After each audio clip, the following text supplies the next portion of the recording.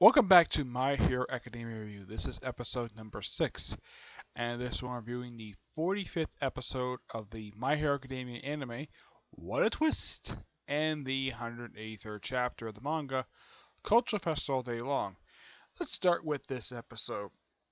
This episode ends the forest training arc, excuse me, which even in the manga, this took up roughly 14 chapters. In the anime, it took up 6 episodes, which I think for a lot of people, they might have predicted this. And next arc is Hero Raid arc, which was also 14 episodes. And it might take the same amount of episodes as one, 6, maybe 7 episodes. Mostly this episode, it just picks up like right where the last episode left off. In the case of what Deku, the bird, Dark Shadow, and actually Dark Shadow was captured. Him, Shoshudo, and the guy with the 6 arms. Yeah, they barely got a chance to do any fighting. It's like they met with the villains, and they kind of took down one. They kind of pickpocketed him, but it turns out they actually got copies. They did get Dark Shadow back, but they couldn't get back Bakuto. And the Wharf villain, who showed up only a couple times in this episode, shows up in the scene as all the villains go, and the schoolgirl who knows, like, apparently knows a lot about Midoriya is like, see you later, Midoriya. That was Eraserhead didn't really do very much of it. He just bought a copy of Dabi and just disintegrated like the last one did. And some of the students who wasn't able to pass the actual exam had to go through kind of like cram school in a way. Well, from what I've heard, anyways, you have to take some extra classes while they're at the camp, despite training going on.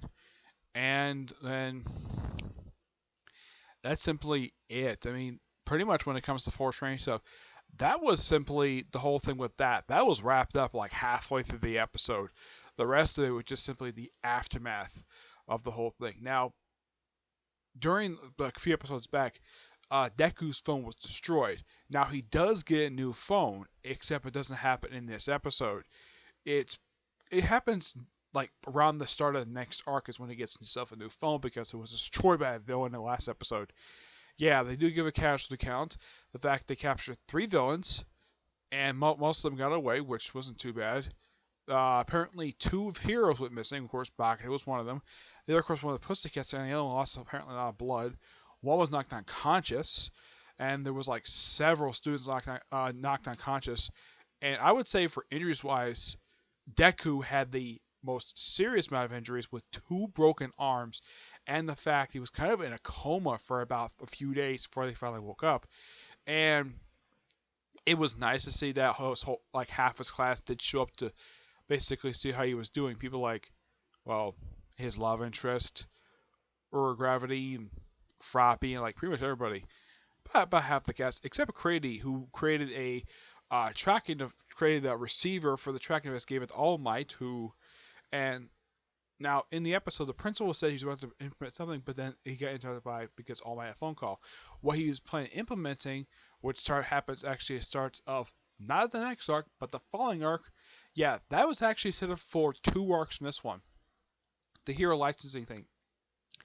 Now, what is he going to implement? I'm actually okay. I'll briefly review it now. Dormitories. Yep, he implements dormitories at UA. Though that doesn't happen until after next arc. So, yeah. So pretty much people have to wait about 8 episodes.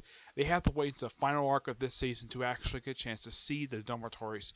I've seen dormitories in the manga. They're actually really good.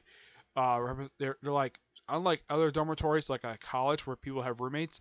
Yeah, this one it's just one person. It's one person per room. It's kind of like their own personal bedroom in a way.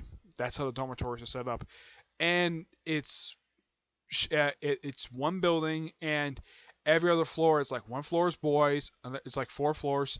Like the bottom floor is the lobby, the second floor is boys, the third floor is girls, and the other one's boys. Yeah, that's kind of how it's set up for these particular classes.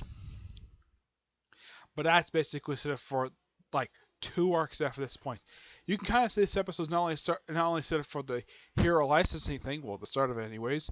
It's also set up for the hero for the villain rate for the hideout raid arc, which does happen in the very next arc, and it's kind of also the arc where All Might last time he actually takes a big role in the manga, because afterwards he just takes a small role, still occasionally appearing, does some stuff, but doesn't do anything really big after this next particular arc, which takes up chapters 84 to like 97. Yep. This episode only adapted chapters 82 and 83, which I kind of expect that. I was kind of also expecting maybe they would start adapting and start the next arc. But I think that 2 chapters was okay because generally these arcs generally adapt about 2 to 3 chapters per arc, which isn't too bad. So overall, really good episode. Now for the 183rd chapter of the manga. The Culture Festival All Day Long, which has, well, they do kind of like a thing of Romeo and Juliet, so like, okay, and they mention Obi-Wan Kenobi. Yeah, it's really odd they started with a play. Yeah, it's kind of an odd thing to do. And then we see, well, All Might talking to Deku, where he possibly scolded, and of course none of the teachers basically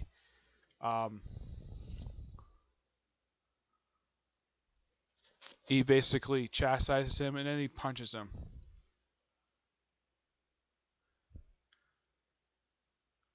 And apparently this guy's name is Hound Dog. He just knocks him in the air and like shakes up All Might, and that's really it for him.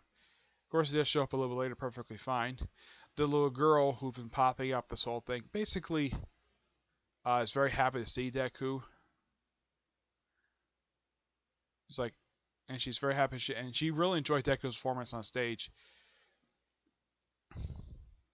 Like, everyone's praising the whole thing with the stage thing, and then we cut to like more stuff between the characters. When we have, it's kind of like a beauty contest of the girls wearing dresses. I think it's Pinky who wears a dress, and she just, well, does some martial arts. We see a mech, and we see Ura Gravity in a very gorgeous looking dress. And apparently she does some tap dancing. I'm like, okay, why isn't I think Deku is not here at this point of the manga. She does, well, float up in the air, and the little girl's very impressed by her. I'm curious why isn't Deku basically watching her? Yeah, maybe when they adapt this in the anime, they might get a chance to put Deku there, but who knows? Yeah, just more characters having fun at the festival, and oh yeah, the little girl's name's Yuri, and Deku gives her a caramel apple, well, candy apple basically, yeah, candy apple, and she likes it. He kind of goes home.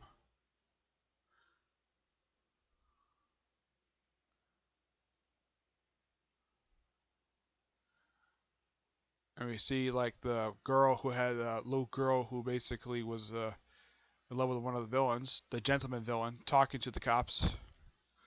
Well, actually, it's not the cops. She says talks to the gentleman. She's like, really in love with you. There's a gorilla. Lots of talking. Yeah, but in the case of this chapter overall, not much happens. I mean, yeah, there's some exciting moments with stuff at the cultural festival, but this chapter kind of felt like, well, they're just slowly progressing. Yeah, I'm not expecting like action packs of every chapter, but at least something could possibly happen. I mean, it's just a fun day at a festival. That's simply what it is.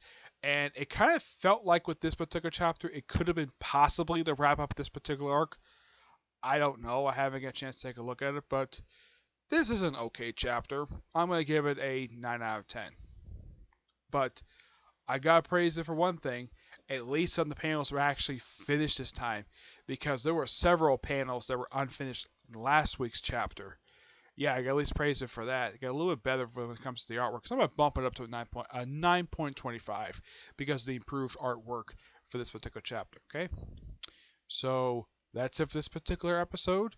Stay tuned next week for episode 7, where I talk about the 47th episode of the My Hero Academia anime, From Adaya to Midoriya, and the 183rd fourth chapter of the series. Okay? I'm going to see you in the next episode.